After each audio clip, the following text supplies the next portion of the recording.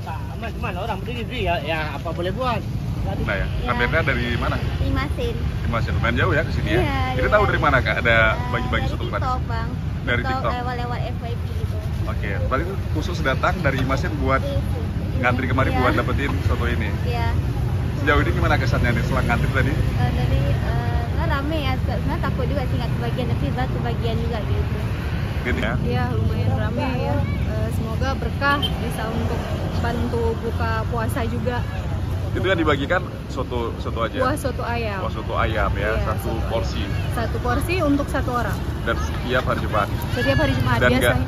nggak ada persyaratan khusus buat masyarakat yang mau dapetin, apakah masyarakat kurang mampu atau seperti apa nggak? Tidak ada syarat. Jadi Siapa yang datang selagi porsinya masih ada, semuanya boleh. Gitu.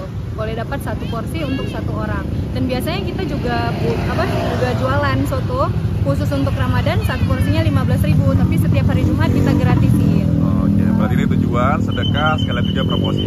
Iya. Jelajahi cara baru mendapatkan informasi. Download Metro TV Extend sekarang.